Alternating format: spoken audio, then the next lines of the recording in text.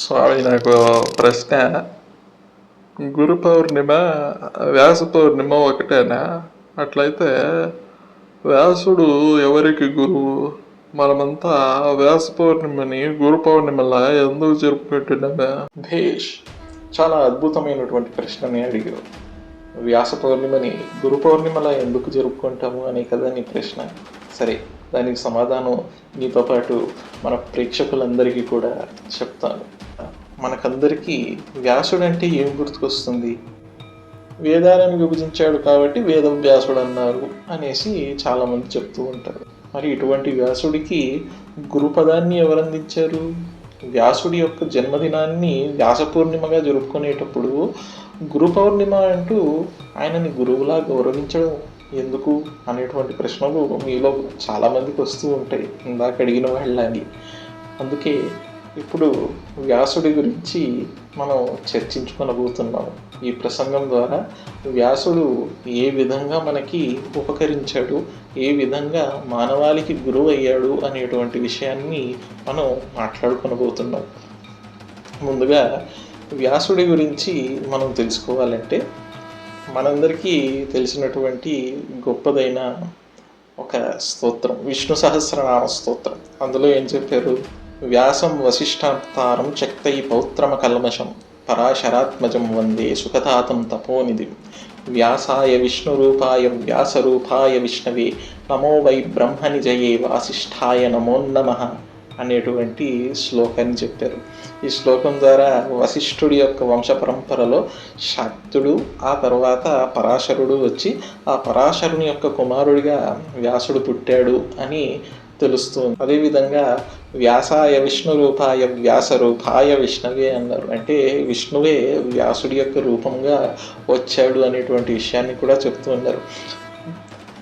మనం ఒకసారి దానవీర సూరకర్ణ అనేటువంటి స్వర్గీయ నందమూరి తారక రామారావు గారి చిత్రాల్లో ఒక డైలాగ్ని చూస్తే ఏమంటివి ఏమంటివి అంటూ ఒక అద్భుతమైన డైలాగ్ చాలా ప్రఖ్యాతిగాంచింది. దాంట్లో చెప్తాడు, నాతో చెప్పింతురేమయ్యా, మా వంశానికి మూలపురుషుడైనటువంటి వశిష్ఠుడు దేవవేశ్యగు ఊర్వశీ పుత్రుడు కాడా? అతడు పంచమజాతి కన్య అయిన అరుంధతి యందు శక్తిని, అతడు చండాలుని యందు పరాశరుణ్ణి, ఆ పరాశరుడు పల్లెపరుచైనటువంటి మత్స్యగ్రంథి యందు మా తాత వ్యాసుని, ఆ వ్యాసుడు విధవ్రాండ్రైన మా పితామహి అంబికతో మా తండ్రిని, పినపితామహి అంబాలికతో మా పినతండ్రి పాండురాజుని, మా ఇంటి దాసిచే ధర్మ నిర్మాణచరుడిని కీర్తింపబడుతున్నటువంటి ఈ విదురదేవుడిని కనలేదా? నాతో చెప్పింతురేమయ్యా అంటూ ఒక అద్భుతమైన డైలాగ్ ఉంటుంది. ఈ డైలాగ్లోనే వ్యాసుని యొక్క జన్మ రహస్యం మొత్తం కూడా చెప్పాడు. వశిష్ఠుడు మొట్టమొదట ఆ యొక్క వంశానికి మూల పురుషుడైతే ఆ వశిష్ఠుని కుమారుడు శక్తుడు. అతడు అంటే వశిష్ఠుడు తపస్సు చేసుకుంటూ కూర్చున్న సందర్భంలో అరుంధతి, అంటే మనమంతా అరుంధతి నక్షత్రం అని చూస్తూ ఉంటాం కదా వివాహ సందర్భాల్లో, ఆ యొక్క అరుంధతీ దేవి మొట్టమొదట పంచమజాతి కన్యగా పుట్టుంటుందన్నమాట. వశిష్ఠుడు తపస్సు చేసుకుంటూ ఉంటే అరుంధతీ దేవి వచ్చి సేవలు చేస్తూ ఉంటే అతడు ఆవిడ్ని వివాహం చేసుకోవాలి అనుకుంటాడు. కానీ నేను పంచమజాతి కన్యను, మీరేమో ఉత్తముడైనటువంటి బ్రాహ్మణ జాతిలో ఉన్నారు అనేసరికి ఆవిడకి రెండో జన్మను ప్రసాదిస్తాడు. అప్పుడు ఆవిడ పంచమజాతి నుండి కూడా ఈయనకి భార్యగా మారేటువంటి జన్మలోకి మారుతుంది. అప్పుడే అరుంధతిగా మారుతుంది. ఆ అరుంధతీదేవి వశిష్ఠుల యొక్క కుమారుడే శాక్తుడు. ఆ శాక్తుడి యొక్క కుమారుడు పరాశరుడు. ఈ పరాశరుడు ఎవరు అంటే మనకి పరశురాముని యొక్క తండ్రి జమదగ్ని మహర్షి గురించి తెలుసు కదా. ఆ జమదగ్ని మహర్షి గారి శిష్యుడు అన్నమాట. వారిద్దరి కథలో ఈ యొక్క పరాశరుడి కథ వస్తుంది. అంటే కార్తవీర్యార్జునుడు అనేటువంటి ఒక రాజు ఉండేవాడు. అతడు సుదర్శన చక్రం యొక్క అవతారంగా చెప్తూ ఉంటారు. ఎందుకు పుట్టాడు అంటే సుదర్శన చక్రం ఒకానొక సందర్భంలో మహావిష్ణువు దగ్గరికి వెళ్ళి నేను లేకుంటే మీరు శత్రు సంహారం చేయలేరు అనేటువంటి ఒక అహంకారపు మాట మాట్లాడేసరికి విష్ణుమూర్తి దానికి ఒక శాపం ఇస్తారు. ఏ ఆయుధం అనేటువంటి దాంతో అహంకారాన్ని చూపిస్తూ ఉన్నావో అదే ఒక విచిత్రమైనటువంటి ఆయుధం చేతిలో సంహరింపబడతావు, అందుకే నీకు రాబోయేటువంటి జన్మలో ఒక రాజుగా పుడతావు అనేసి శాపాన్ని ఇస్తాడు. ఆ శాప కారణం చేతనే 1000 చేతులు ఉండేటువంటి కార్తవీర్యార్జునుడిలా పుడతాడు. పుట్టినటువంటి ఆ కార్తవీర్యార్జునుడు దత్తాత్రేయుని యొక్క శిష్యుడు. ఈయన ఒకానొక సందర్భంలో జమదగ్ని మహర్షి అంటే పరశురాముని యొక్క తండ్రి గారి ఆశ్రమానికి వెళ్తాడు. అక్కడ నందినీదేను అనేటువంటి ఒక ఆవు ఉంటుంది. అది కోరిన కోరికలన్నీ తీరుస్తూ ఉంటుంది. ఇది కామధేను యొక్క కూతురు. ఈ నందినీదేనుని చూసి తన రాజ్యానికి తీసుకొని పోవాలంటే పరాశరుడు మరియు ఈ జమదగ్ని అడ్డుపడతారు. అలా అడ్డుపడేసరికి ఈయన జమదగ్ని యొక్క తలను కోసేసి పరాశరుణ్ణి అంగవికలాంగుడిగా మార్చేసి ఆ యొక్క దేనువుని తీసుకొని వెళ్ళిపోతాడు. ఈ విషయం తెలిసినటువంటి పరశురాముడు కోపోద్రిక్తుడై 21 సార్లు ఈ ప్రపంచమంతా తిరిగి క్షత్రియులందరినీ అంటే దుస్సాహసం చేసేటువంటి క్షత్రియులందరినీ కూడా సంహరించుకుంటూ వెళ్ళాడు. ఇది పరశురాము యొక్క కథలో తెలిసేటువంటి విషయం.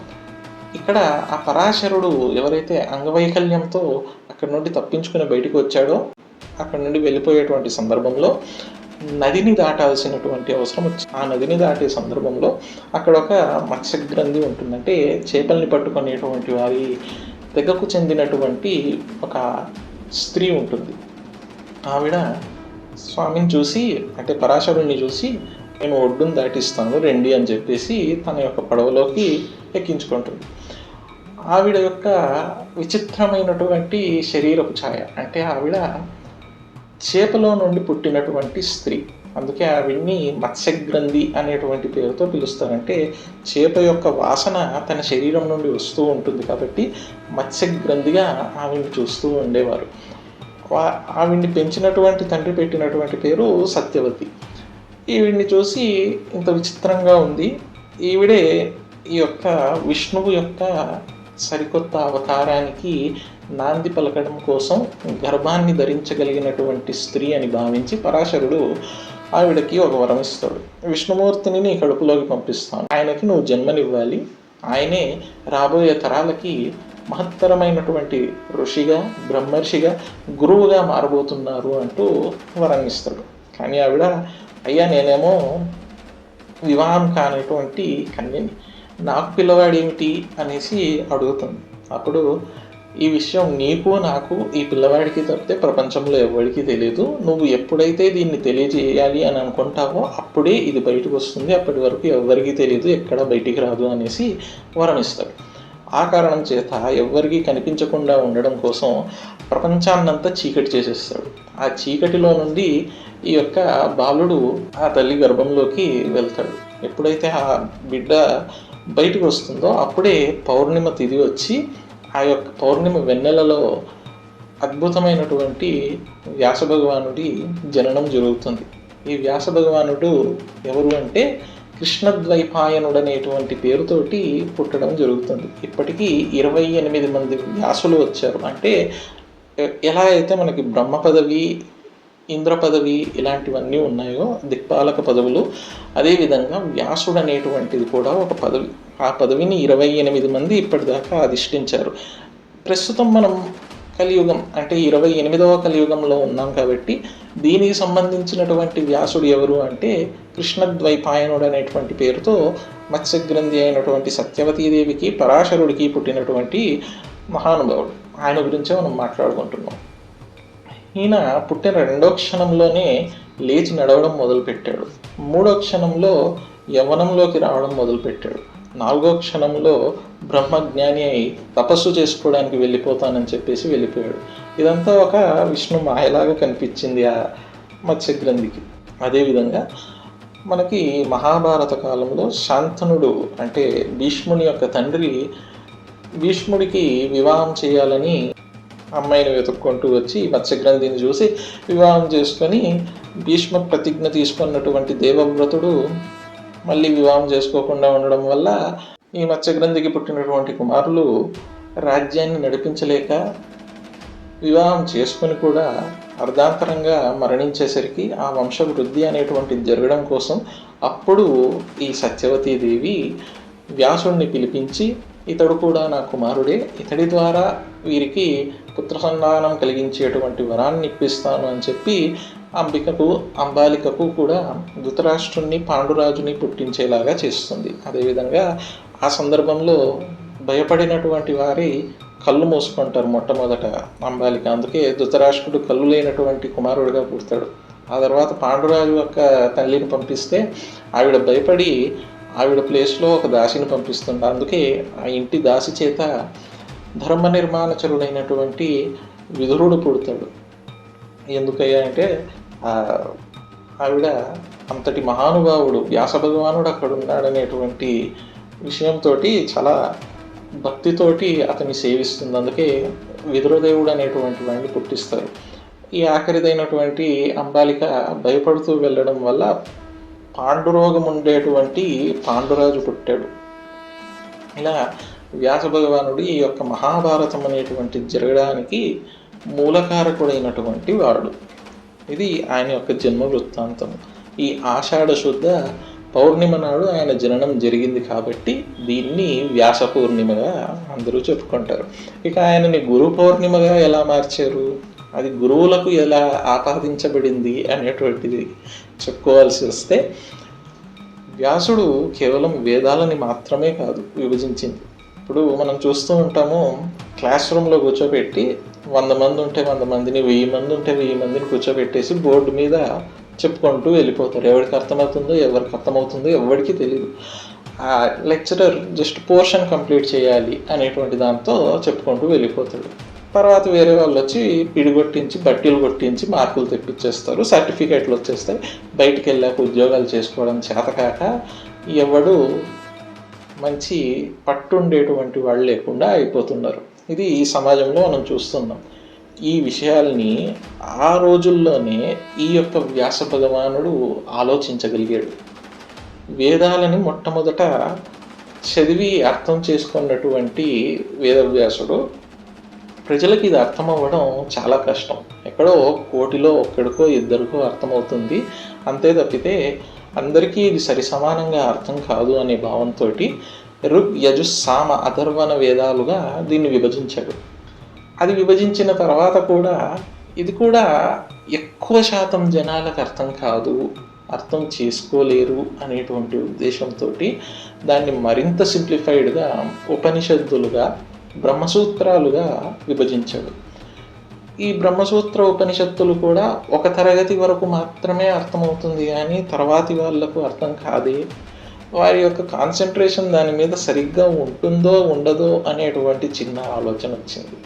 సరే, దీన్ని కథల కింద రాస్తే ఆ కథలైనా అర్థం చేసుకుంటారని చెప్పి 45 పురాణాలు రాశాడు. రాశాక ఈ 45 పురాణాలు గుర్తు చేసుకునేసరికే మతి కాస్త పోయేలా ఉంది వీళ్ళకి. మరి 45 పురాణాలు ఎలా చదవగలరు అని అనుకున్నాడు. అందుకే దాంట్లో 18 మహాపురాణాలు అనేటువంటి దాన్ని పెట్టాడు. సరే, ఈ 18 మహాపురాణాలు కూడా మహర్షులకు చెప్పడానికే కొన్ని సంవత్సరాలు పట్టింది. మరి సాధారణమైనటువంటి మనుషులు ఈ యొక్క పురాణాలను ఎలా కనుక్కోగలుగుతారు, ఎలా నేర్చుకోగలుగుతారు, ఎలా ఆచరణలో పెట్టుకోగలుగుతారు అని ఆలోచించాడు. అప్పుడు ఆయన వంశం ద్వారా జరిగినటువంటి ఇతిహాసం, అంటే ఇది ఇలానే జరిగింది అనేటువంటి దాంతో రాయింపబడినటువంటి మహత్తరమైన గ్రంథము పంచమ వేదము మహాభారతం. ఈ యొక్క మహాభారతాన్ని చాలా సింప్లిఫైడ్ వెర్షన్లో వేదంలో చెప్పినటువంటి విషయాలని తన యొక్క వంశంలో ఉండేటువంటి ఉత్తమ పురుషులతోటి జరిపించినటువంటి విధానంగా రాశాడు. సరే, ఇది అయిపోయింది. అది చూస్తే ఇంత పెద్ద పుస్తకాలుగా వచ్చింది. సరే, కాన్సన్ట్రేట్ చేసుకొని దాన్ని చదివితే అర్థం చేసుకుంటారు. కానీ ఈ యొక్క విషయంలో కృష్ణుడు అనేటువంటి వాడు ఇన్ని చేశాడా అన్నట్టుగా ఉంది. అసలు కృష్ణుడు అంటే ఎవరు, భగవంతుడు అంటే ఎవరు, భగవంతుని యొక్క లీలలు ఏ విధంగా ఉంటాయి అనేది జనాలకు తెలియజేయకుండా ఈ పంచమవేదాన్ని నేను ఇచ్చేస్తే లాజికల్గా జనాలకి మరింత తికమక పడేటువంటి అవసరం ఉంది కదా. దాంట్లో ఇంకా భగవద్గీత ఉంది, విష్ణు సహస్రనామం ఉంది, ఇలాంటివి ఎన్నో గొప్పదైనటువంటి విషయాలు మహాభారతంలో పొందపరిచాను. మరి అలాంటప్పుడు భగవంతుని లీలను గురించి తెలియజేసేటువంటి ఇంకో గ్రంథం కావాలని చెప్పి భాగవత పురాణాన్ని రచించాడు, మహాభాగవతం. అందులో శ్రీకృష్ణుడు మహావిష్ణువు యొక్క దశావతారాలను గురించి చెప్తూ శ్రీకృష్ణుడు చేసినటువంటి లీలా వినోదాలను ఎన్నో చెప్పాడు. ఇలా ఒక్కొక్క తరగతి వారికి కూడా చాలా సరళంగా, తేలిగ్గా సనాతన ధర్మం యొక్క రూట్స్ గురించి చాలా గొప్పగా అర్థమయ్యే విధంగా ఇంత విడమరిచి మరీ చెప్పాడు. అతన్ని మించినటువంటి గురువు ఇంకెవరుంటారు? ఇన్ని చేశాడు కాబట్టి అతని జీవితం అంతా కూడా జ్ఞానాన్ని ప్రజలకి పంచిపెట్టడం కోసమే ఎక్కువగా వెచ్చించాడు కాబట్టి ఆయనని గురువుగా భావించారు. ఆయన పుట్టినరోజైనటువంటి వ్యాస పూర్ణిమని గురు పౌర్ణిమగా చెప్పారు. మనకి ఆదిశంకరాచార్యుల వారు ఉన్నారు, మధ్వాచార్యుల వారు ఉన్నారు, రామానుజాచార్యుల వారు ఉన్నారు. వీరు ముగ్గురు కూడా బద్రికా ఆశ్రమానికి వెళ్ళినప్పుడు అక్కడ సాక్షాత్తు ఈ వ్యాస భగవానుని కలుసుకొని ఈ యొక్క ద్వైత, అద్వైత, విశిష్ట అద్వైత సిద్ధాంతాలను గురించి తెలుసుకొని ప్రజలకంతా కూడా చెప్పడం జరిగింది. సప్త చిరంజీవుల్లో ఒకడు వ్యాస భగవానుడు. రాబోయేటువంటి కల్కి అవతారంలో ఆయనకు కూడా గురువుగా ఉండి విద్యాభ్యాసమంతా జరిపించగలిగేటువంటి మహనీయుడు ఈ యొక్క వ్యాస భగవానుడు. కాబట్టి ఈయన యొక్క పుట్టినరోజే మనకి గురు పౌర్ణిమగా జరుపుకోవడం జరుగుతుంది.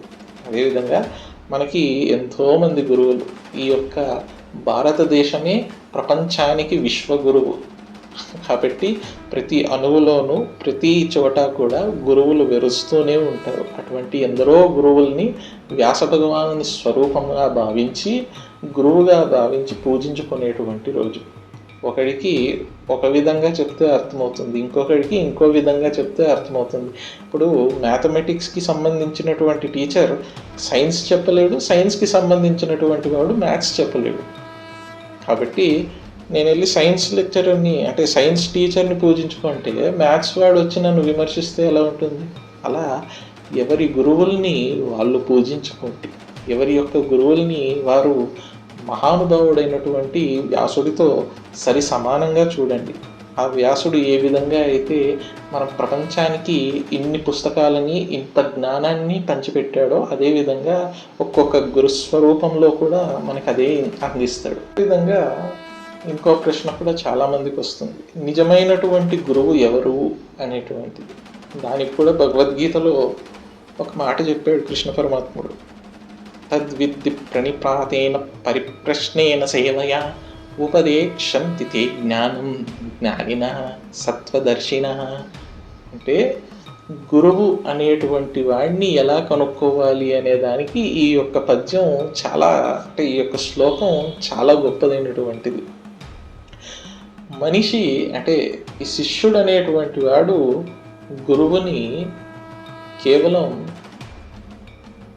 గురువు యొక్క సేవ అంటే శుశ్రూష చేయడం అంటే కేవలం కాళ్ళు పట్టుకోవడము, చేతులు ఒత్తడము, తలనొప్పి వస్తే తల పట్టుకోవడము ఇలాంటివి కాకుండా తన ధన మాన ప్రాణాలను కూడా ఆయనకు అర్పించేసి అతడు ఏది చెప్పినా ఆలోచించకుండా తూచా తప్పకుండా ఎవరైతే చెయ్యగలుగుతాడో అటువంటి శిష్యుడు ఆ యొక్క గురువుకి పరిప్రశ్న వేయగలడు.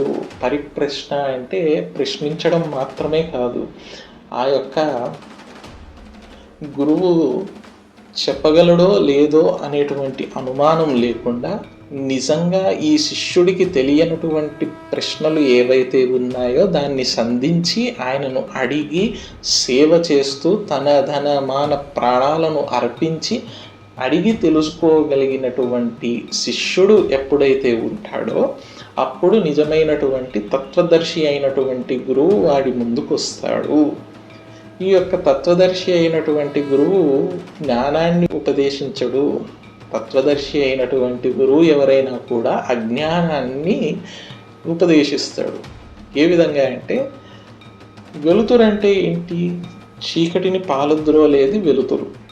కాబట్టి ఈ రెండిట్లో చీకటి అంటే ఏంటో తెలుసుకోగలిగితే చీకటిగా లేని చోట వెలుతురుందని ఈజీగా తెలుసుకుంటాం. అదేవిధంగా అజ్ఞానం అనేటువంటిది ఏంటో తెలుసుకోగలిగితే ఆ అజ్ఞానం కానటువంటిదంతా కూడా జ్ఞానమే అవుతుంది.